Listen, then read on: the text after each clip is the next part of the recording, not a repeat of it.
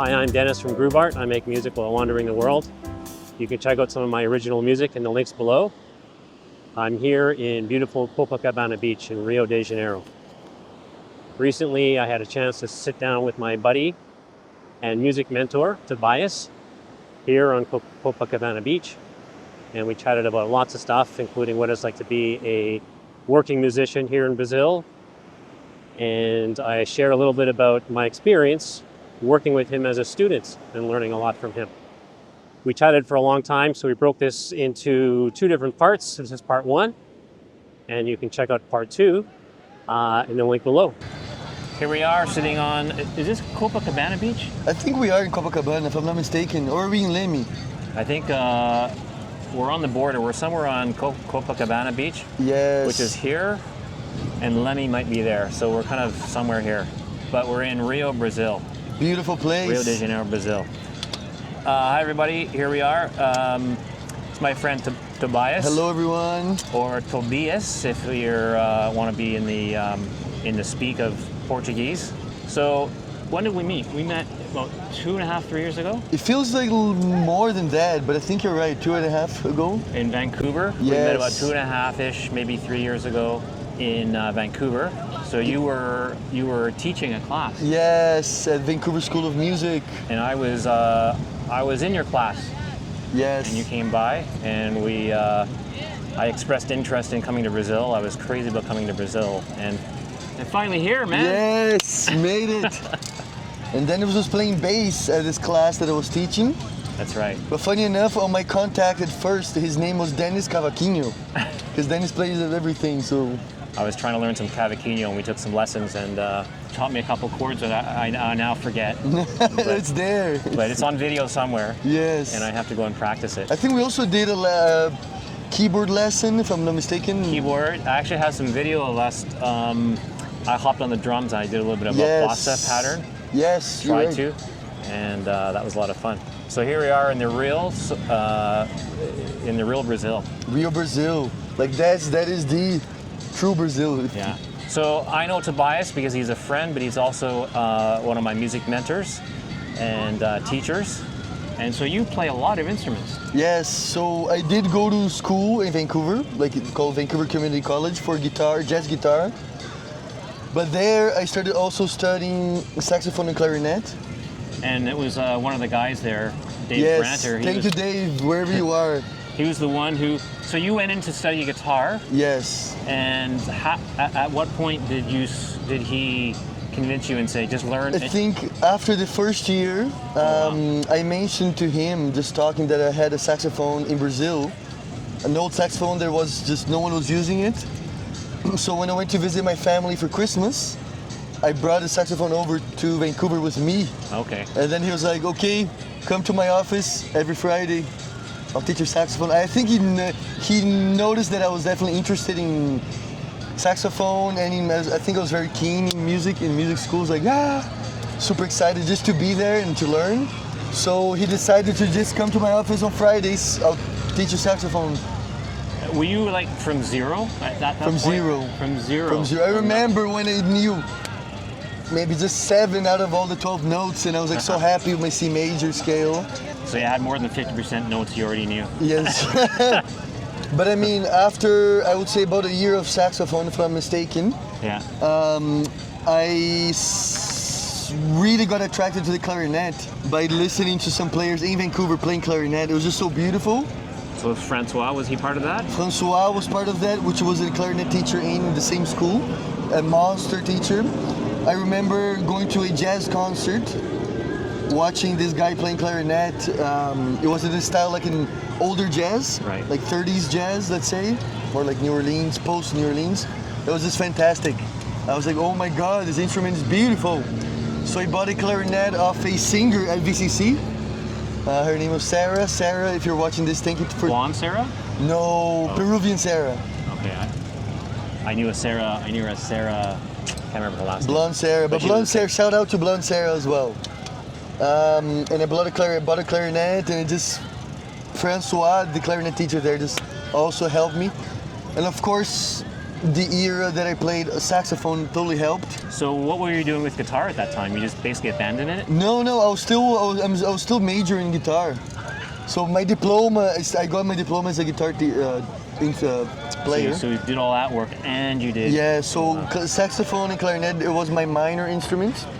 And luckily at VCC, everyone has to do piano. Yeah, I remember So that was... That's crazy. I was struggling just to survive there, and here you were taking 3 instruments. Man, but it was like, for real, I was getting there at 7 a.m. when the practice rooms opened. Yeah, I remember. Until 10 p.m. the whole day. But I was having so much fun. The mods. It was so much fun. It was just learning so much. I think, of course, it was hard, but it was the fun of it. It was fantastic.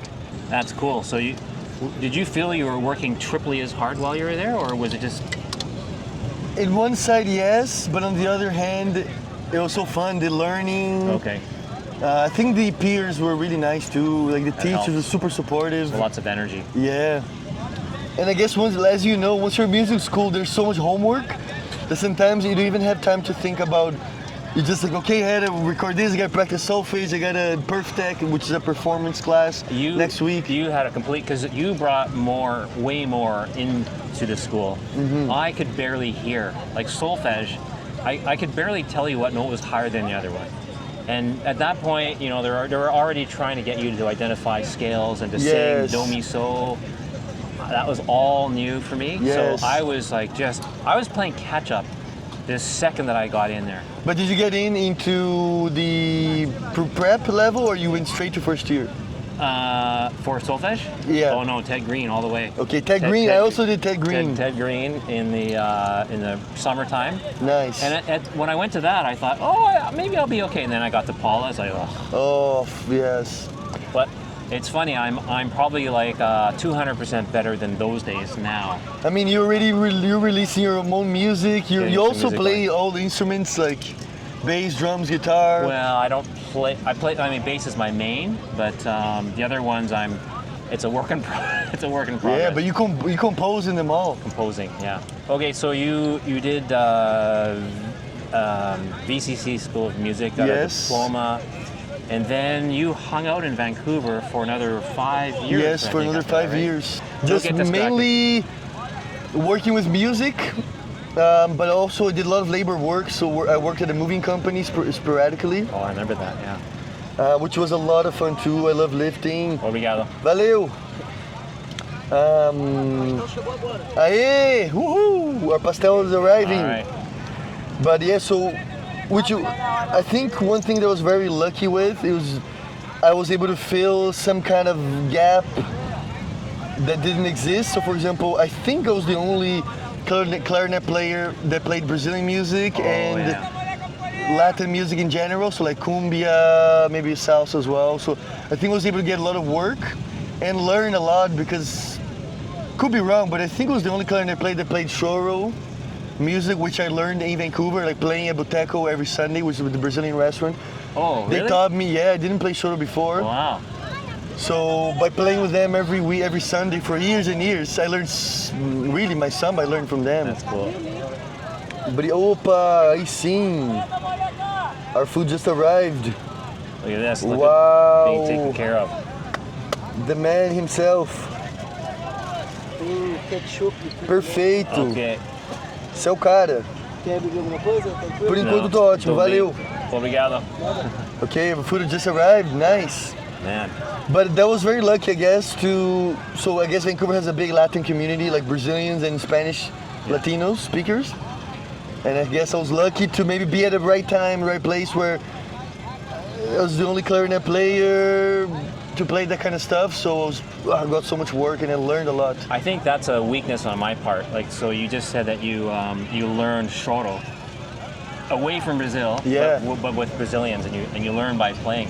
And that's the best way to learn. Yes, it is. And I spend way too much time on my own and not actually playing with people. I do play every now and then, but it's not nearly enough. I should be doing what you do. You learn so much. Yeah.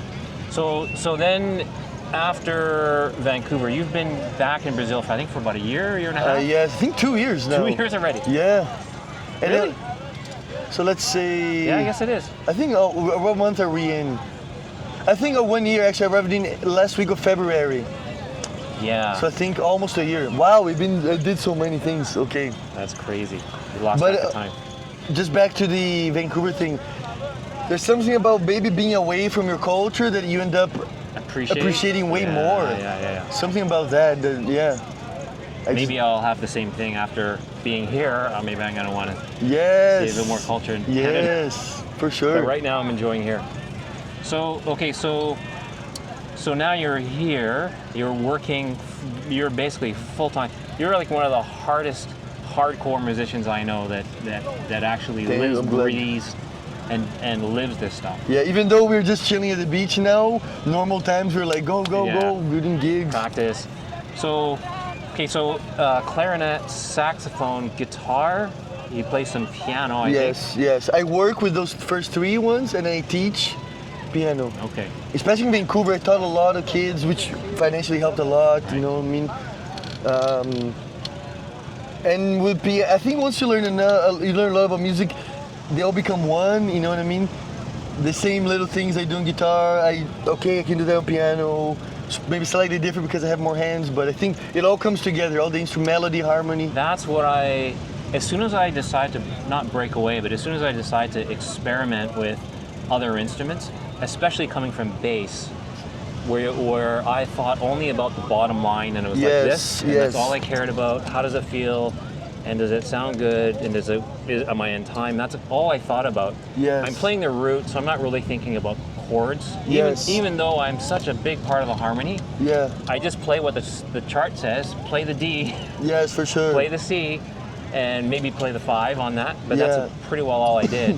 But as soon as I started playing, because you helped me get oriented with chording on the piano, Mm-hmm. and as soon as I started working on triads and everything, I fell in love with harmony in the more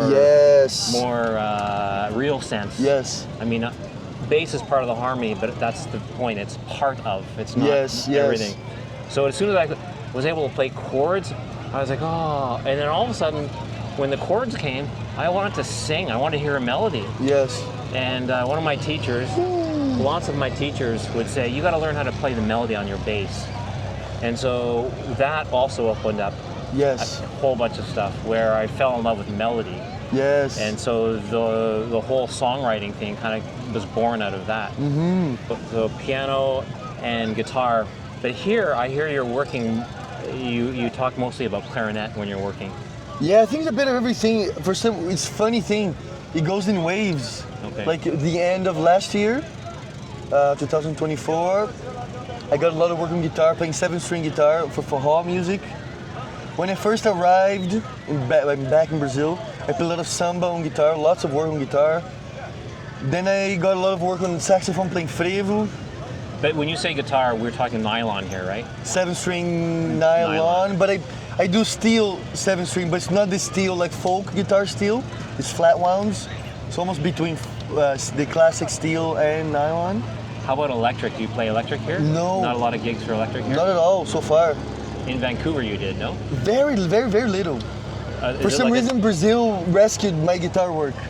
Is it like a dime a dozen type of thing? Is that the problem? Yeah, with maybe guitar? because there's more work. Sorry, Yeah. I didn't mean to No, dime. no. I'm a guitar player too. I think because here I like playing Brazilian music on guitar, and I guess here there's more of it for me to work with. Right. I think that's it. But clarinet, yeah, it goes in waves. Like this month, there will be more saxophone, maybe more saxophone and clarinet, and a bit of for Carnival. 3 days on guitar. So far I'm booked. It goes in waves. It's kind of fun. It goes in waves. But I'm glad that Brazil rescued my guitar work because I like playing 7-string, and I guess it fits in more for forró and samba. When we're like in constant contact, I hear about how busy you are. Mm-hmm. So there's rehearsal. There's rehearsal and there's learning. I guess it's kind of learning the song, yes. which you might do on your own. Yes. And then there's rehearsal, and then there's a gig, and that might just be one project. Yes. Each project demands, I guess, rehearsing and learning the music. And the transportation, because I'm always mainly between São Paulo and Ilhabela, which they're maybe 3.5 hours away from each other. I don't know why, I can't resist. I love them both so much. I love the musicians in both places. I love the music that I play, the people, the vibe. Yeah. So I'm always kind of back and forth. Last month, I spent a whole month in Minas Gerais, in a place called Ibitipoca, which is around 7 hours away from São Paulo, which is fantastic. I guess I like that in Brazil. I like that I can drive. There's so many places to go. Maybe because it's more, the population is here so dense, right? So. And also you have a new car. I have a new car, so it's way so easier. You're free. So I'm everywhere. I mean, before we arrived in Rio, I was in São Paulo. A day before that, I was in Ilhabela. A day before that, I was in Minas. So it's like super and now crazy. You're here. Yeah, I'm here. That's crazy. So yeah. But I mean, you do what you do because you love it. You wouldn't do this if you didn't love it. And no, because it's not. I think if someone, sorry to cut you, if someone wouldn't love this work, they would be too exhausted, and maybe it wouldn't be worth it if you truly don't love it. We had a couple of interesting conversations. One I remember is that we talked about how you would have a hard time doing a gig if you didn't like the music. Yes, that's for sure. I feel super blessed, at least up to now. I'm only playing things I enjoy. I don't have to play things I don't enjoy. Not that it's bad music or good music, but I think each person connects to different styles. Yeah. So I feel super blessed so far. Hope things don't change. So if you got a gig, if someone hired you to, I don't know, what's the music that you don't identify with so much? Let's say nothing against, but modern sertanejo music, which is the quote-unquote country music of Brazil. So if someone called you today for a gig over there in that hotel and they're paying, I don't know, just let's say, or they're paying your rate. I think I wouldn't do it. Really? Unless, if I'm desperate financially, right, I would do it. But if it's right now, like someone just comes here and invites me for the gig, I would say thank you so much. I'm enjoying the beach. Enjoy the beach, and maybe I don't know the repertoire enough. Right. If they really, really want me and they pay me really, really well, right, like really well, and there's really good food involved, that's a must. The way to your heart is your stomach. Is the stomach. I would do it, but it wouldn't be out of love. You know? Another factor, okay, so check this out. There's a triangle, which each point of the triangle is one thing. So one is good, well-paying gig. The other side is really good musician that I'm playing with. The other side is really good music. If I have two out of those, I think I would take it. Got it. That makes sense. I like actually having a square. The fourth side is really good food, but I stick with the triangle. So if there's well-paying with good friends, or well-paying with good music, or good music with good musicians, I think I would take it. Yeah. So if it's like, doesn't pay that well, but it's good musicians involved, good music, I think I'll do it because it's always a learning experience. But that's so far. Maybe the world, it will explode and I'll have to be able to play, you know what I mean? Because it's work, it's love, but of course it's work. It is so work. If I need to make ends meet, I'll for sure take work. But so far, thank you. It's working Gods out. of music.